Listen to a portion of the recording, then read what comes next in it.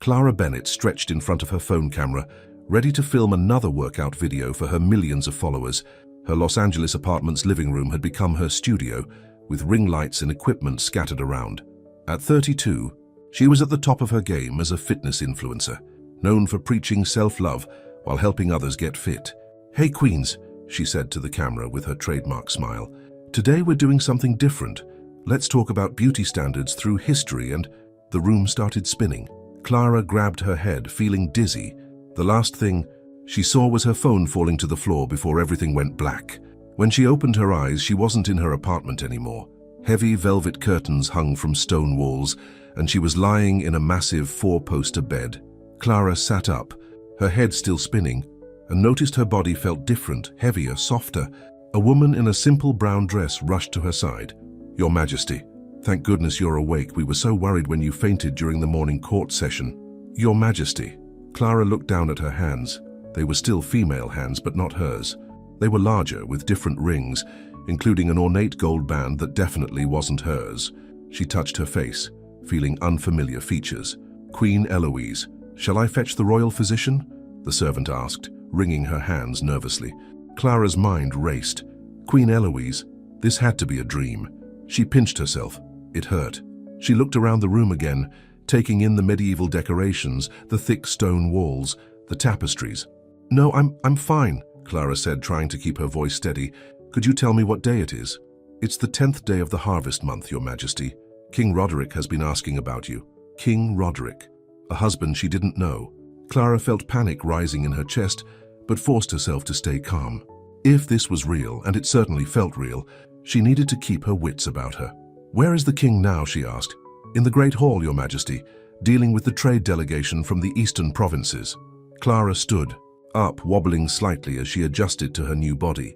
She caught her reflection in a polished metal mirror and gasped. The woman staring back at her was beautiful, but in a way that would never make it onto Instagram. She was curvy, with soft round features and long dark hair. She looked nothing like the fitness model Clara had been just minutes ago. The servant, Martha, she learned, helped her dress in a deep blue gown. As she did, she chatted about court gossip, and Clara listened carefully, picking up crucial information. She learned that Queen Eloise was known for being shy and easily intimidated, especially by her mother-in-law, the Dowager Duchess Lydia. The court often whispered about her figure, considering it beneath a queen's dignity to be so substantial. "The Dowager Duchess says you should skip the evening meal again, Your Majesty," Martha said hesitantly. "She believes it would help with your appearance." Clara felt a familiar anger rising, the same anger that had driven her to become a fitness influencer who promoted health at every size. "Tell the Dowager Duchess that I will be attending dinner," she said firmly, "and I'll be having whatever I please." Martha's eyes widened at this unexpected show of backbone. "Yes, Your Majesty." As Clara walked through the castle corridors, servants and courtiers bowed or curtsied, though she noticed the sideways glances and whispered comments. She held her head high, channeling the confidence she'd developed over years of being in the public eye. The Great Hall was packed with people when she entered. At the far end, sitting on a throne, was a man who could only be King Rodrik. He was younger than she expected, maybe in his late 30s, with broad shoulders and a serious expression. His crown sat on dark hair, streaked with grey at the temples. The room fell silent as she walked in. Clara could feel the surprise. Queen Eloise apparently didn't make many public appearances. She approached the throne with what she hoped was a regal bearing. Rodrik's eyes widened slightly as she approached. "My queen," he said, his voice deep and formal. "I'm glad to see you've recovered." "Thank you, my king," Clara replied, noting how he shifted slightly in his seat, as if unsure how to react to her presence. "I thought I might observe the proceedings, if you don't mind." A murmur went through the crowd. This was definitely not normal behavior for Queen Eloise. "Of course," Rodrik said after a moment's hesitation. He gestured to the empty throne beside him. As Clara sat down, she caught sight of an elegant older woman watching her with narrowed eyes. This had to be the Dowager Duchess Lydia. The woman's disapproving gaze reminded Clara of every social media troll who'd ever criticized her body.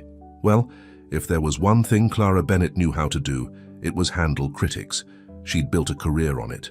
She smiled directly at Lydia, holding her gaze until the older woman looked away first. Beside her, she heard what might have been a quickly suppressed chuckle from Rodrik. When she glanced at him, his expression was serious again, but there was something different in the way he was looking at her now, a hint of curiosity, maybe even admiration. Clara settled back in her throne, her mind racing. She was stuck in a medieval kingdom in the body of a queen who'd been beaten down by years of criticism and judgment. But if this was anything like her own world, she knew exactly what to do about that. The old Queen Eloise might have been timid, but Clara Bennett had millions of followers who looked to her for inspiration, and she was about to show this court what real confidence looked like. "My king," she said, turning to Rodrik, "I believe we have a dinner to attend this evening." He nodded, still watching her with that curious expression. "Excellent," she said, loud enough for nearby courtiers to hear. "I'm absolutely starving." The scandalized gasps from the court ladies told her everything she needed to know about the task ahead of her, but Clara smiled. She'd built an empire by helping women love themselves. Now she just had to do it in an actual empire. The royal dining hall buzzed with whispers as Clara walked in for dinner. She'd changed into a deep red gown that showed off Queen Eloise's curves instead of hiding them. Heads turned as she made her entrance, and she heard the whispers grow louder. "She can't be serious. How inappropriate. The Queen has lost her mind." Clara ignored them all and walked straight to her place at the high table. King Rodrik was already seated, and she noticed how his eyes widened when he saw her dress. She gave him a warm smile, something the real Eloise probably hadn't done in years, based on the surprised look on his face. "That gown is quite bold, my dear," came a cutting voice. The Dowager Duchess Lydia had appeared beside their table, her face pinched with disapproval. "Thank you," Clara said brightly. "Red has always been my favorite color. Don't you think it suits the Queen of Altheria to dress like one?" Lydia's mouth opened and closed like a fish. Nearby, someone choked on their wine. "I was under the impression you were fasting this evening," Lydia pressed on, watching as Clara helped herself to a generous portion of roasted meat. "Oh no, that won't be necessary," Clara said cheerfully. "A queen needs her strength. How else will I have energy for all the changes I'm planning?" This time it was Rodrik who nearly choked on his wine. "Changes?" he asked, speaking directly to her for what felt like the first time. "Of course," Clara said. "I've been thinking about how we might brighten up the castle, make it more welcoming, perhaps start hosting some cultural events." "Cultural events?" Lydia's voice dripped with disdain. "Whatever for? To celebrate the kingdom's artists, of course. To show our people that beauty comes in many forms." Clara turned to Rodrik. "What do you think, my king?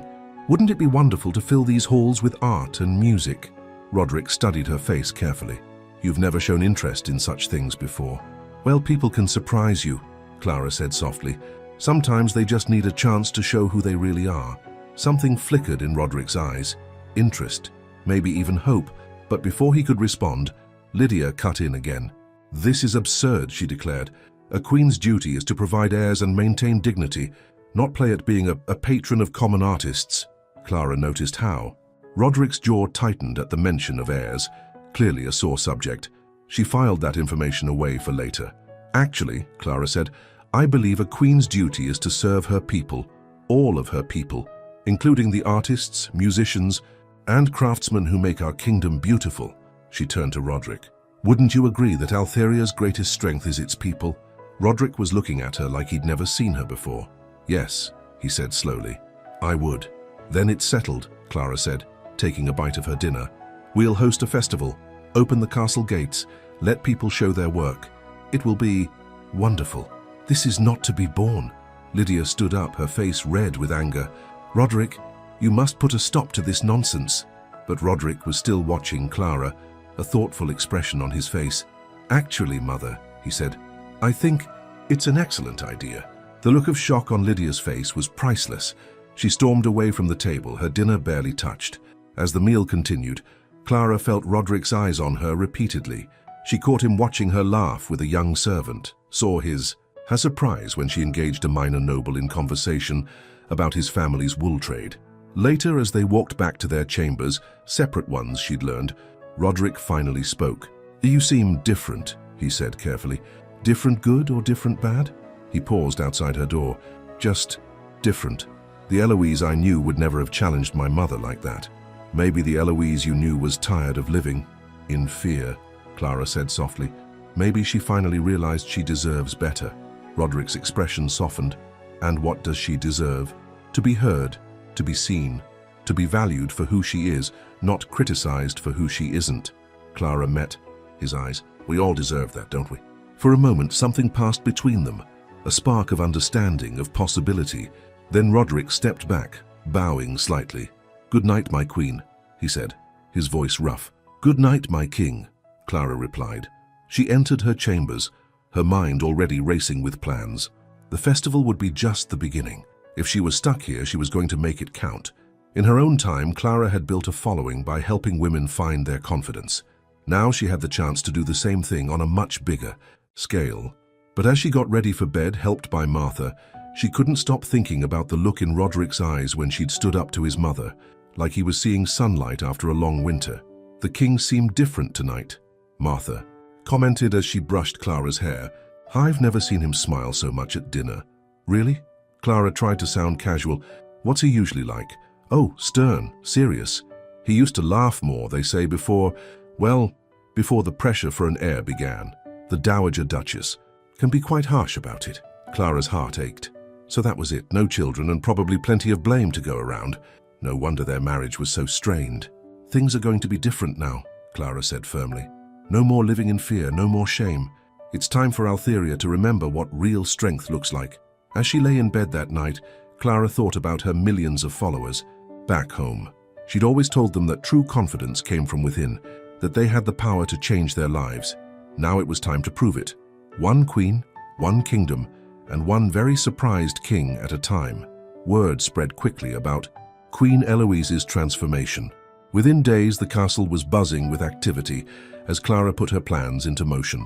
She'd turned one of the unused great halls into an art gallery, inviting local artists to display their work. Many of them painted common people, bakers, farmers, merchants, which caused quite a stir among the nobles. "This is revolutionary," whispered Lady Agnes, one of the younger ladies at court. "The Queen is actually talking to common people," but not everyone was pleased with the changes. Dowager Duchess Lydia had gathered her own circle of supporters, and they watched Clara's every move like hawks. "I don't trust this sudden change," Lydia said to her son, Gerard, as they watched Clara talking to a group of village women in the courtyard. "Something's not right. Eloise we knew could barely speak in public, and now look at her." Gerard, a thin man with cold eyes, nodded. "It's suspicious. And Rodrik seems different around her." "Yes," Lydia's eyes narrowed. "Too different. We need to find out what's really going on before she ruins everything we've worked for." Meanwhile, Clara was discovering that being a medieval queen wasn't so different from being a social media influencer. It was all about connecting with people and making them feel seen. She'd started holding weekly audiences where anyone could come to speak with her. The nobles were scandalized, but the common people loved it. They brought her their problems, their hopes, their ideas. "Your Majesty," a young woman said, curtsying nervously. "I'm a seamstress. I make dresses for women of all sizes, not just the noble ladies. But the guild won't accept me because they say my work is inappropriate." Clara smiled warmly. "What's your name?" "Mary, Your Majesty." "Well, Mary, I happen to need some new dresses. Would you be interested in making them?" The girl's eyes lit up. For you, Your Majesty?" "Yes, and when people see their queen wearing your work, I doubt the guild will keep refusing you." News of this exchange spread through the city like wildfire. Soon, other craftswomen were coming forward, showing their work. Clara made sure to wear their dresses, jewelry, and accessories at court functions. King Rodrik watched all of this with growing fascination.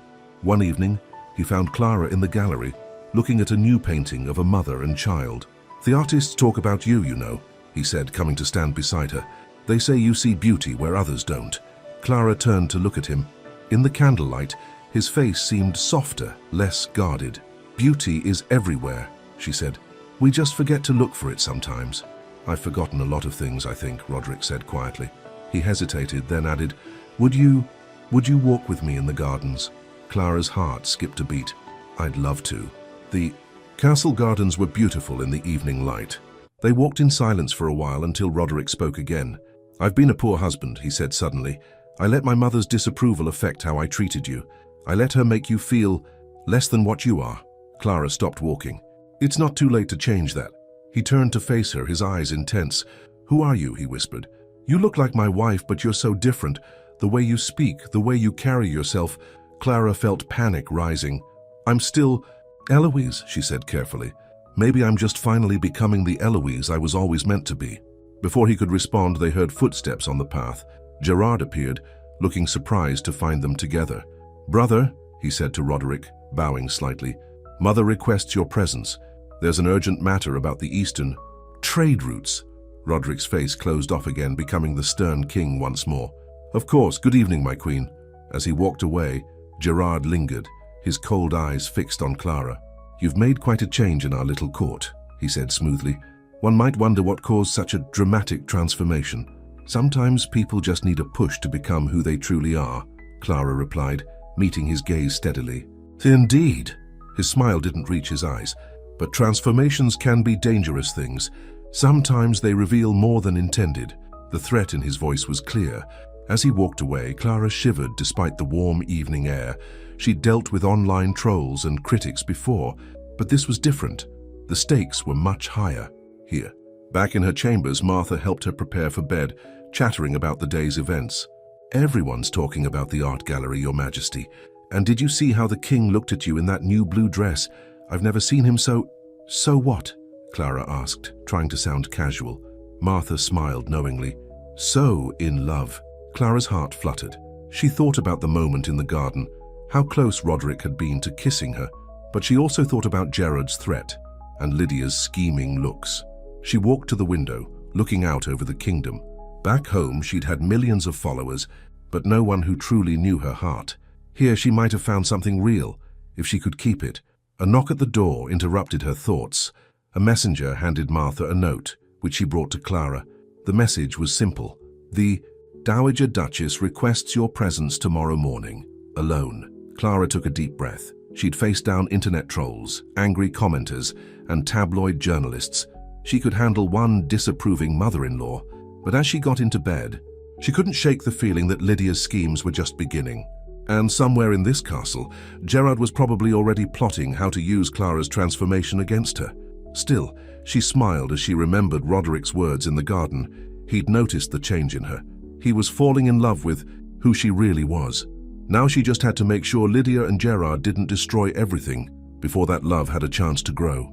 Clara walked to Lydia's private chambers the next morning with her head held high. She'd chosen one of Mary the seamstress's newest creations, a deep purple gown that highlighted her curves instead of hiding them. If Lydia wanted to intimidate her, she was in for a surprise. The Dowager Duchess was waiting in a richly decorated sitting room, a pot of tea steaming on the table beside her. Gerard stood by the window, trying to look casual but failing. Ah, Eloise, Lydia said, her smile as sharp as a knife. Please sit. We have much to discuss.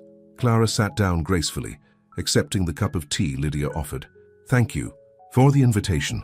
I'll be direct, Lydia said, setting down her cup. What kind of spell have you cast on my son? Clara almost choked on her tea. Excuse me? Don't play innocent. The Eloise we knew was a meek, proper lady who understood her place. Now suddenly you're hosting festivals, talking to commoners, and turning my son's head with your unusual ideas.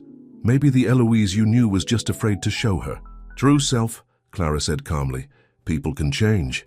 People don't change this much, Gerard cut in. Not without a reason. Lydia leaned forward. If you're not under a spell, then perhaps you're an imposter, a witch who has taken Eloise's place. Clara's heart raced, but she kept her voice steady. That's ridiculous. Is it? Lydia's eyes glittered. Then you won't mind if we bring in the court wizard to examine you? Mother, a deep voice came from the doorway. What is the meaning of this? They all turned to see Rodrik standing there, his face dark with anger. Clara had never been so happy to see anyone in her life. My son, Lydia said smoothly. We were just having a friendly chat with your wife. About spells and imposters? Rodrik stepped into the room. I heard everything. You must admit. Her behavior is suspicious, Gerard said. The real Eloise would never... The real Eloise, Rodrik cut in, is sitting right here. And she's finally showing the strength I always knew she had. He turned to Clara. My queen, would you walk with me? Clara stood up, giving Lydia and Gerard a serene smile. Thank you for the tea. As they walked through the castle corridors, Clara's hands were shaking. Rodrik noticed and took her hand in his. I'm sorry about my mother, he said quietly. She's always been controlling. Why did you come to the meeting? Clara asked. One of the servants told me about the summons. I know my mother. Nothing good ever comes from her private invitations. They ended up in the art gallery Clara had created. Morning light streamed through the high windows, making the paintings glow. I meant what I said in there, Rodrik said, still holding her hand. I always knew you had this strength in you. I didn't know how to help you find it. Clara looked at him, seeing the regret in his eyes. You're helping now. Am I? He turned to face her fully. Because I feel like I've failed you in so many ways. The pressure for an heir letting my mother criticize you, keeping my distance when I should have been protecting you. We can't change the past, Clara said softly, but we can build a different future. Rodrik reached up to touch her, face gently. Who are you? He whispered again, but this time the question sounded more like wonder than suspicion. Before Clara could respond, a commotion erupted in the hallway. Lady Agnes came running in, her face pale. Your Majesties, come quickly. There's been an accident in the kitchens, a fire. They rushed to the scene. The kitchen was filled with smoke, and several servants were coughing hard. What happened? Rodrik demanded. The new stoves, my lord, one of the cooks said. They just exploded. We just had them installed last week. Clara remembered something. Weren't those stoves a gift from Gerard's estate? Rodrik's face darkened. Yes, they were. Later, in a private council chamber, Rodrik paced while Clara sat watching him. It was deliberate, he said. Gerard trying to cause chaos, make it look like your changes are bringing danger to the castle. Your mother and brother are scared, Clara said. They're losing their influence over you, over the kingdom. They're dangerous. Rodrik stopped pacing. You need to be careful. Perhaps we should cancel the festival. No, Clara stood up. That's exactly what they want. To make us afraid, to push us back into our old patterns. She walked to him, taking his hands in hers. Trust me. I know how to handle people who try to tear others down to build themselves up. Rodrik looked down at their joined hands. I do trust you, he said softly. More than I've ever trusted anyone. But I couldn't bear it if something happened to you. The tenderness in his voice made Clara's heart ache. She was falling in love with him. Really falling in love. Not just playing a part. But how could she build a future with him when she wasn't even from this time? Nothing will happen to me, she promised. We're stronger together. As if to prove her point, news arrived that evening that Mary the seamstress had been accepted into the guild. The first of many changes that were starting to take root in the kingdom. But that night, as Clara prepared for bed, she found a note slipped under her door. It read, "Not all changes are welcome. Remember, even queens can have accidents." She burned the note in her fireplace, watching the paper curl and blacken. Lydia and Gerard might think they were playing a dangerous game, but they had no idea who they were dealing with. Clara Bennett hadn't built an empire by backing down from bullies, and Queen Eloise wasn't going to start now. Meant the day of Tiuma. The festival arrived with perfect weather and a castle full of nervous energy. Clara had arranged for artisans, musicians, and food vendors from all over the kingdom to set up in the castle courtyards. The gates were open to everyone, noble and common alike, something that had never happened before in Altheria's history. This is madness, Lydia complained loudly to anyone who would listen. Letting commoners roam freely through the castle. We'll be robbed blind. But Clara noticed how even some of Lydia's supporters were being won over by the festive atmosphere. It was hard to maintain a sour face when surrounded by beautiful art, music, and the smell of fresh-baked treats. Your Majesty, Mary the seamstress rushed up to Clara, beaming. Look, my new dress designs are selling so well I've had to hire 2 apprentices. Clara hugged her, not caring about the scandalized gasps from nearby nobles. That's wonderful. Mary, see? I told you people would love your work. Rodrik appeared at her side, looking more relaxed than she'd ever seen him. He'd abandoned his formal court clothes for a simpler outfit, and he was actually smiling. The people are calling. You the people's queen, he told her quietly. They say you've brought life back to Altheria. Are they? Clara smiled. And what does the king think about that? His eyes softened as he looked at her. The king thinks he's been a fool not to see what was right in front of him all these years. Before Clara could respond, a scream cut through the festive atmosphere. They rushed toward the sound and found a crowd gathering around one of the food stalls. A woman was on the ground, clutching her stomach. She just took one bite of the pie and collapsed, someone shouted. Clara pushed through the crowd. Get the court physician, now. Later, in a private chamber, the physician delivered his verdict. Poison, he said grimly. If she hadn't taken such a small bite, "The pie was meant for you, Your Majesty," said Lady Agnes, who had been investigating. "The vendor said a noble lady specifically requested it be sent to your table." Rodrik's face was thunderous. "Gerard and Mother have gone too far." "We can't." "Prove it was them," Clara said, though she knew it had to be. "And making accusations without proof will only make things worse." "I won't let them hurt you," Rodrik said fiercely. He took her hands in his. "I can't lose you. Not now that I've finally found you." The intensity in his voice made Clara's heart race. He was so close, his face just inches from hers. This time there were no interruptions as he leaned in and kissed her. It was everything a fairy tale kiss should be, sweet, tender, and full of promise. When they finally pulled apart, Clara saw tears in Rodrik's eyes. "I love you," he said softly. "The you you've become, the you always were inside. I love your strength, your kindness, your vision for our kingdom." Clara's heart soared and broke at the same time. She was falling in love with him too, but she wasn't really his wife. She was Clara Bennett, trapped in Queen Eloise's body. What would happen if she ever found a way home? But looking into his eyes, she couldn't lie. "I love you too," she whispered. A knock at the door interrupted them. Martha entered, looking worried. "Your Majesties, there's something you need to see." She led them to the great hall, where a crowd had gathered around a new painting that had appeared during the festival. It showed Queen Eloise, but not as she was now. It showed her as she had been before Clara took over her body, timid, afraid, crushed by the weight of disapproval. "Remember who you really are," read the note pinned beside it. "Take it down," Rodrik ordered, but Clara stopped him. "No," she said. "Leave it up." She turned to address the crowd. "Yes, this was who I was. Someone who let fear rule her life. Someone who believed the cruel words of others. But that's not who I am anymore." She walked to stand beside the painting. "People can change. They can grow stronger, braver, more true to themselves. And anyone who tries to keep others small, to keep them afraid, they're the ones who need to change." The crowd murmured in approval. Even some of the nobles were nodding. Clara caught sight of Lydia and Gerard at the back of the hall, their faces dark with anger. Later that night, as Clara prepared for bed, she found another note. "You can't change who you really are. Soon, everyone will know the truth." She showed the note to Rodrik, who had taken to spending their evenings together in her sitting room. "They're planning something," he said grimly. "Let them," Clara replied. "I'm done being afraid." But as she lay in bed that night, she couldn't help wondering, what if they did discover the truth?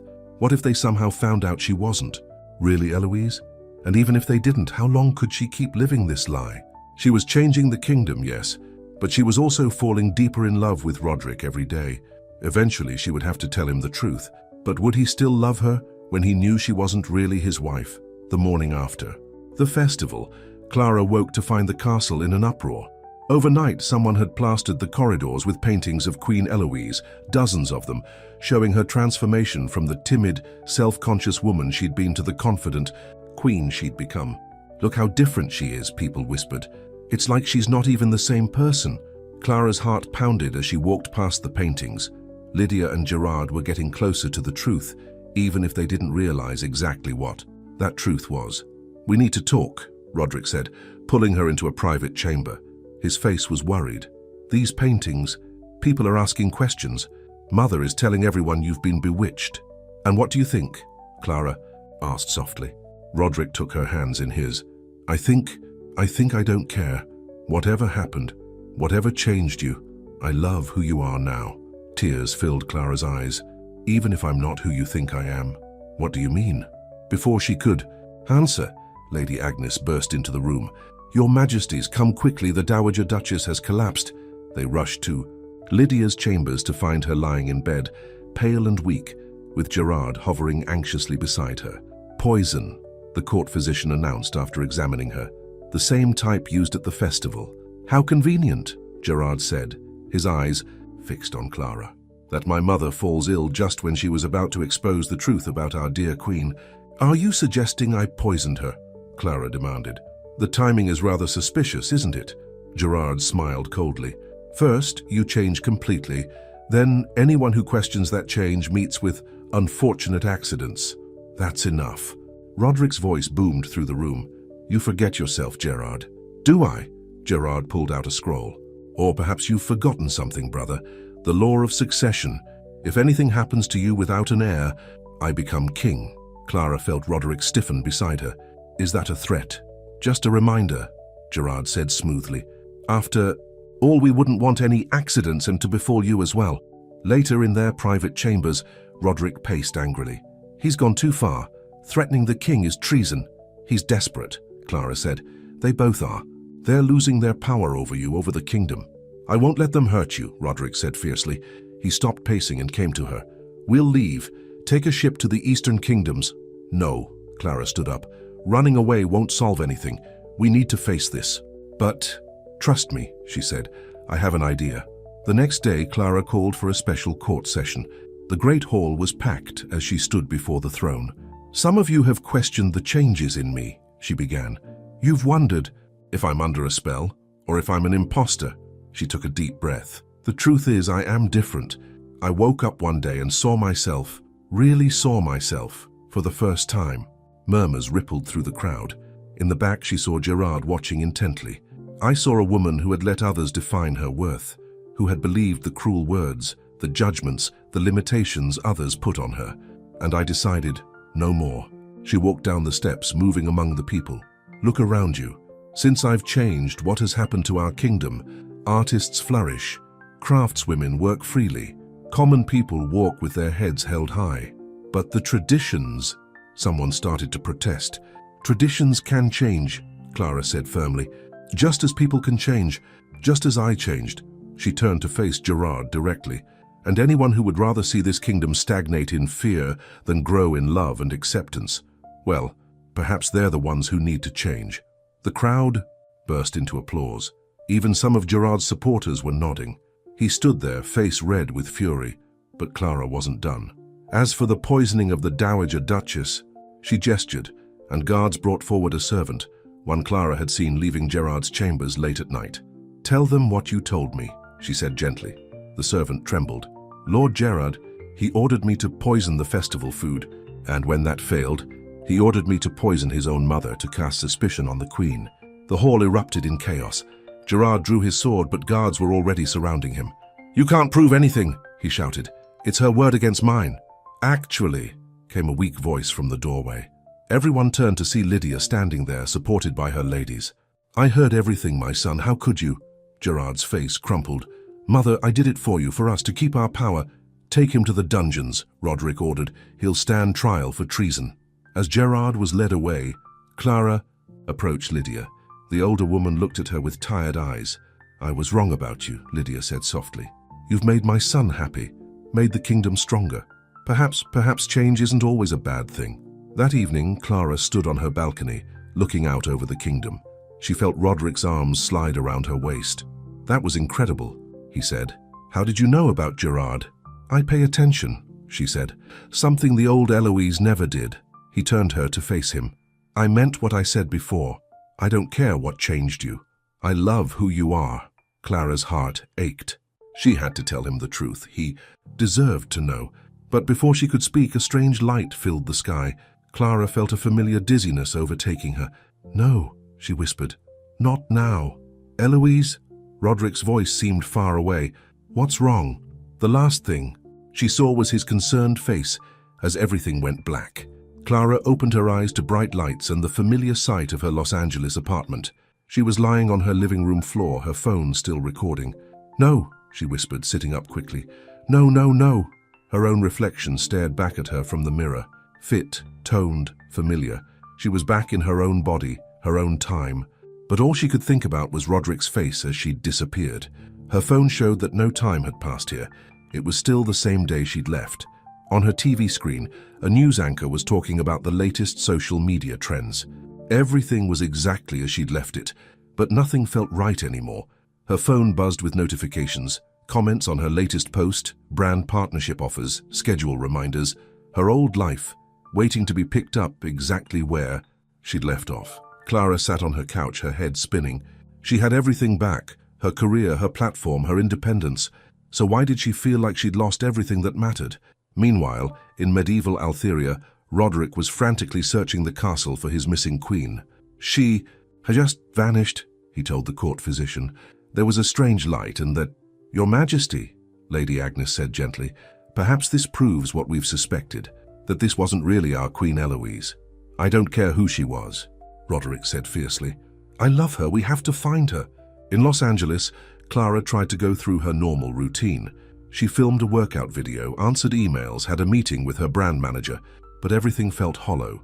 You seem different, her manager said, frowning. Is everything okay? Clara thought about Mary the seamstress, about the women whose lives she'd changed in Altheria, about Rodrik's love. How could she explain that her heart was centuries away? That night, she couldn't sleep. She kept thinking about the strange light that had brought her back. If there was a way back to her time, maybe there was a way to return to Altheria. She got up and started researching. Medieval history, time travel theories, anything that might help. Her millions of followers would probably think she'd lost her mind if they knew their fitness influencer was trying to find a way back to medieval times. In Altheria, Rodrik wouldn't give up. He had scholars searching ancient texts, wizards attempting spells, messengers scouring the kingdom for any sign of his queen. Lydia, still recovering from the poison, watched her son with sad eyes. Perhaps it's time to accept that she's gone, she said gently. No, Rodrik said. You didn't see her face when that light appeared. She didn't want to go. Something took her from us. From me. Back in Los Angeles, Clara was filming what should have been a normal video about body positivity. But halfway through, she broke down crying. I always told you all to be true to yourselves, she said to the camera, to love yourselves. But what if being true to yourself means giving up everything you thought you wanted? What if your heart belongs somewhere to someone you can't reach? She posted the video without editing it. Within hours, it went viral. Her followers had never seen this emotional, vulnerable side of her. Comments poured in. This is so real. Girl, are you okay? Whoever he is, he's lucky to have your heart. Clara smiled sadly at the comments.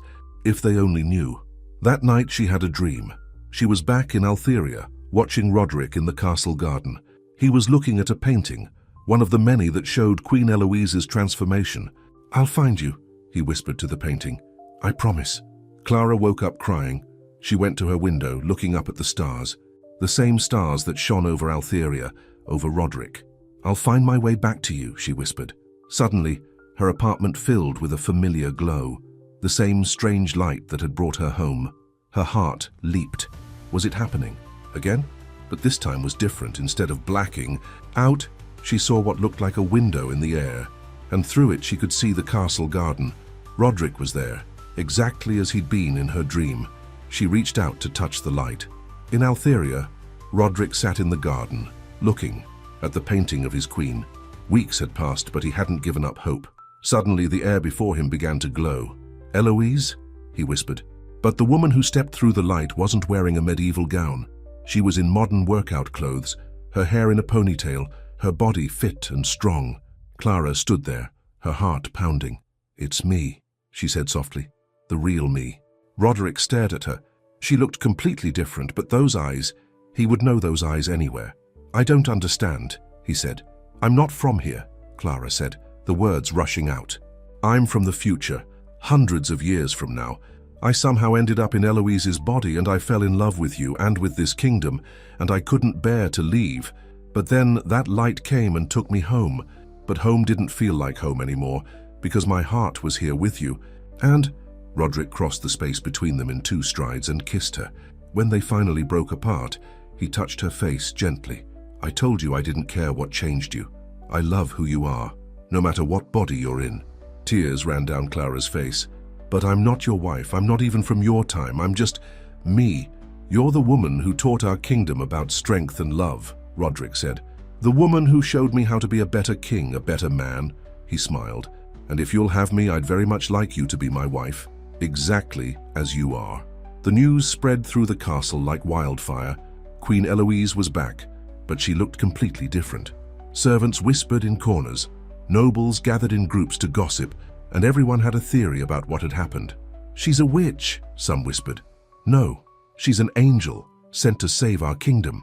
Others argued. Clara stood before a mirror in the Queen's chambers, looking at herself in a medieval gown that Martha had altered to fit her different body. It felt strange to be back in the castle as herself, no longer pretending to be Eloise, but still somehow belonging here. The people are confused, Lady Agnes reported. They loved Queen Eloise, but you're not her anymore. I never really was, Clara said softly. I was always me, just in a different body. Lydia appeared in the doorway, leaning on her cane as she recovered from the poison. Her eyes widened at the sight of Clara in her true form. So it's true, the Dowager Duchess said. You're really from another time? Clara nodded. Hundreds of years in the future. To her surprise, Lydia laughed. Well, that explains a lot. All those strange ideas about women's rights and body acceptance. They're normal in your time, aren't they? They're getting there. Clara smiled. We're still working on it. Lydia came closer, studying Clara's face. You know, I see it now. The same fire in your eyes, the same strength that changed our kingdom. She paused. And the same love for my son. I do love him, Clara said, more than I ever thought possible. Then you have my blessing, Lydia said simply. The kingdom needs you, both of you. But not everyone was so accepting. That afternoon, during a public audience, one of the older nobles stood up in protest. This is an outrage, Lord Blackwood declared. We can't have some woman from the future ruling our kingdom. Where is our real queen? I am your real queen, Clara said, standing up. Everything I did for this kingdom, the festivals, the reforms, the changes, that was all me. The only difference is now you see my true face. But what about succession? Someone else called out. How can you provide an heir if you're not even from our time? Rodrik stood up beside her. Any child of our union will be a child of love and strength, exactly what this kingdom needs. His words sparked whispers of approval through the crowd. Clara felt her heart swell with love for him, but later that night, alone in her chambers, doubt crept in. She looked at her phone. She'd brought it back with her, though it was useless. Here without power or internet, the screen showed her last Instagram post, her millions of followers frozen in time. You'd give all that up? She whispered to herself. Your career, your platform, your whole world? A knock at the door interrupted her thoughts. It was Martha, carrying a stack of letters. These came for you today, Your Majesty, she said, from all over the kingdom. Clara opened the first letter. It was from Mary, the seamstress. Dear Queen Clara, for that is who you've always been to us, no matter your face. Your courage gave me courage. Your strength gave me strength. Please don't leave us now. Another was from a young girl. Your Majesty, my mother says you're from a magical place where women can be whatever they want to be. Is it true? Can you tell us more stories from your world? Letter after letter, from people whose lives she'd touched, who saw her sudden transformation not as a scandal, but as proof that anything was possible. Rodrik found her there, surrounded by letters, tears streaming down her face. Are you all right? He asked softly. I thought I had to choose, she said, between my old life and this one. But maybe I'm meant to build a bridge between them instead. She picked up one of the letters. These people don't just want a queen. They want hope. They want to know that change is possible, that the future can be better. She looked up at him. What if that's why I was sent here? Not just to find love, but to show them a glimpse of what's possible. Rodrik sat beside her, taking her hand. You've always seen things so clearly. It's one of the many reasons I love you. Even though I'm not who you thought I was. You're exactly who I thought you were, he said. A strong, brave woman who makes everyone around her better. He smiled. The fact that you're from the future just means you have more stories to tell. Clara leaned against him, feeling the solid warmth of his presence. I can't give you the same life you would have had with the real Eloise. No, he agreed. You'll give me a better one. We'll build something new together. Outside the window, the sun was setting over Altheria. Clara could see the city below, where Mary's shop now employed 5 apprentices, where artists displayed their work proudly, where women walked with their heads held high. I choose this, she said softly. I choose us. Rodrik kissed her, gently. Then let's tell the kingdom, no more secrets, no more hiding, just us building a future together. As they stood to leave the room, Clara took one last look at her phone before slipping it into a drawer. She didn't need it anymore. She had a new way to influence people, to spread her message of love and acceptance. She had a whole kingdom to teach about the future. The weeks leading up to Clara and Rodrik's wedding were a whirlwind of activity. Clara had insisted on breaking with tradition, planning a ceremony that would blend the old and new, just like her. But Your Majesty, the royal event planner protested, we've always done the ceremonies exactly the same way for 500 years. Then it's time for a change, Clara said firmly. I want common people invited too, not just nobles. And women should be allowed to wear whatever colors they choose. not just the traditional greys and browns. Word of the unconventional wedding plans spread through the kingdom, causing both excitement and concern. Some of the older nobles threatened not to attend, but Clara remained unfazed. "Let them stay home," she told Rodrik. "This wedding isn't about them. It's about showing our people that love knows no boundaries, not even time." But not everything was going smoothly. One morning, Clara found Martha crying in the castle gardens. "What's wrong?" she asked, sitting beside her. "Friend." "Oh, Your Majesty." Martha wiped her eyes. "It's just Gerard's supporters are causing trouble in the city. They're saying your marriage won't be legal because you're not really Queen Eloise. They're calling for Lord Blackwood to challenge King Rodrik's right to the throne." Clara's heart sank. Even in the dungeon, Gerard was still causing problems. "Where are they meeting?" "The old tavern near the marketplace. But you can't go there. It's not safe." But Clara was already forming a plan. That evening, she did something no queen had ever done before. She walked into the tavern, alone except for 2 royal guards. The room fell silent as she entered. Lord Blackwood sat at a table with several other nobles, their faces dark with anger.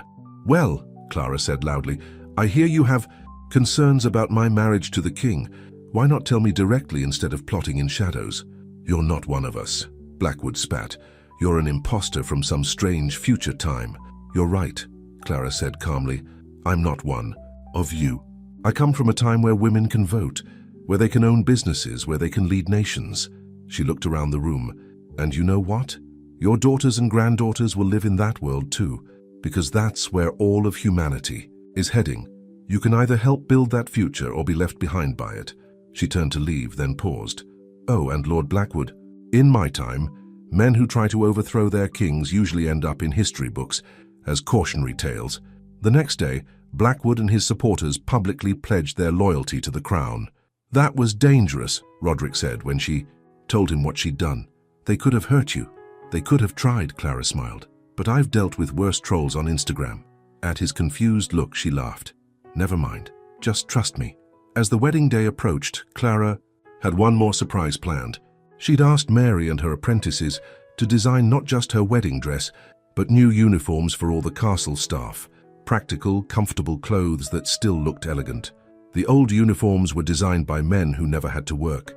In them, she explained to Lydia, who was actually smiling at the changes now, "these will let people do their jobs without suffering."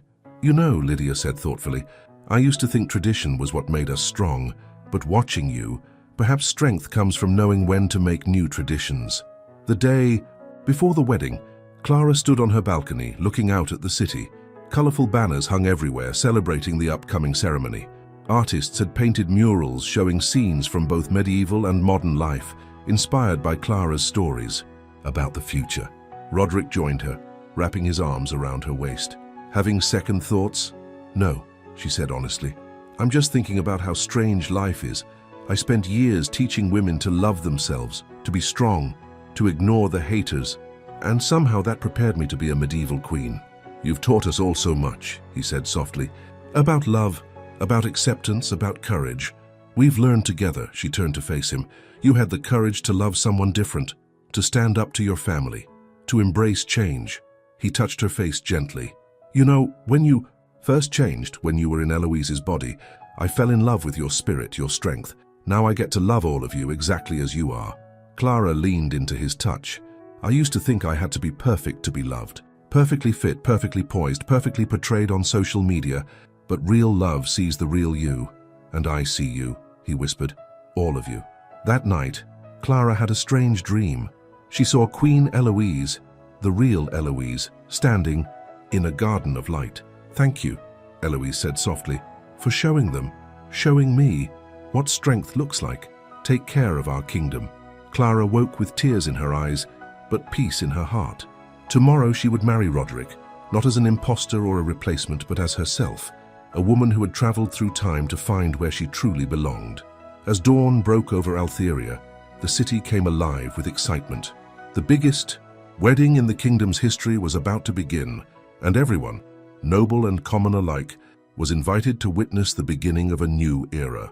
The old world and the new were about to become one, joined by the strongest magic of all, love. The morning of the wedding dawned bright and clear. The castle grounds had been transformed into something out of a fairy tale, but not the kind Clara had grown up reading. This was a new kind of fairy tale, where the princess was strong instead of helpless, where love meant partnership instead of rescue. Mary and her apprentices had outdone themselves with Clara's wedding dress. It combined medieval elegance with modern practicality. A flowing white gown that Clara could actually move in, decorated with symbols from both her worlds. The bodice was embroidered with medieval flowers, alongside patterns that looked surprisingly like Instagram hearts. "It's perfect," Clara told Mary, hugging her friend. "It tells both our stories." "You taught us that every body deserves beautiful clothes," Mary said, wiping away tears. "Now you'll show them that every love story deserves to be celebrated." The castle courtyard was packed with people from all walks of life. Noble ladies in their finest sat next to market vendors and craftswomen. Children scattered flower petals everywhere, not just in the designated paths. The air was filled with music, traditional court musicians playing alongside common folk with their fiddles and flutes. Lydia appeared in Clara's dressing room, looking regal in a new gown that Mary had designed especially for her. "I never thought I'd say this," the Dowager Duchess admitted, "but you've made this kingdom better, stronger." She paused. "You've made us all better." Clara hugged her soon-to-be mother-in-law. "We did it together, all of us." "There's just one thing," Lydia said, pulling out a small box. "Every queen of Altheria has worn this on her wedding day." She opened it to reveal a delicate silver crown. It's time it had a new story too. As Clara walked down the aisle, she saw hundreds of faces. Faces that had gone from suspicious to accepting, from fearful to proud. She saw Lady Agnes beaming, beside Mary and her apprentices. She saw the artists whose work now decorated the castle walls. She saw mothers holding up their daughters to see the queen who taught them to be strong. And at the end of the aisle stood Rodrik, looking at her like she was magic itself. The ceremony blended old and new just as they had. They spoke the traditional vows but added their own words. Clara promised to build a bridge between past and future. Rodrik promised to face change with an open heart. When they kissed, the crowd erupted in cheers that could be heard throughout the city. The celebration lasted for days. There was feasting and dancing, with nobles and commoners mingling freely. Artists displayed their work, craftswomen sold their goods, and everyone had a story to tell about how the queen from the future had changed their lives. But the biggest surprise came a month after the wedding. "Your Majesty," the court physician said, beaming, "you're with child." Clara and Rodrik were overjoyed. When they announced the news, the kingdom celebrated again. Even the oldest nobles had to admit that perhaps the future wasn't something to fear after all. 1 year later, Clara stood on her balcony, holding her daughter. The little princess had her father's dark hair and her mother's determined spirit. Below, the city had changed. Women walked confidently in comfortable clothes, art decorated every corner, and the castle gates stayed open to all. "What stories shall we tell her?" Rodrik asked, joining them. "All of them," Clara smiled. "About the past and the future, about strength and change, about love that crosses all boundaries." She looked out at her kingdom, because it was truly hers now, not just a role she was playing. She had found her real purpose, far from the world of social media and influencer culture. Here, she could make real change, touch real lives. In her previous life, Clara Bennett had taught women to love themselves. As Queen Clara of Altheria, she taught an entire kingdom to embrace a new future while honoring the best of its past. "You know," she told Rodrik, "in my time, people always said you can't have it all, but maybe they just weren't brave enough to create something new." He kissed her softly. "You've taught us all to be brave." Their daughter reached up to touch the silver crown that Clara still wore, the one that had been passed down through generations of queens. "And you, my darling," Clara told her, "will inherit a kingdom where anything is possible, where strength comes in all shapes and sizes, where love knows no boundaries." She smiled at Rodrik. "Where fairy tales can come true in the most unexpected ways." As the sun set over Altheria, Clara thought about the strange journey that had brought her here. A fitness influencer who became a queen, a woman from the future who found her home in the past, a love story that rewrote history. She had changed this world, yes, but it had changed her too.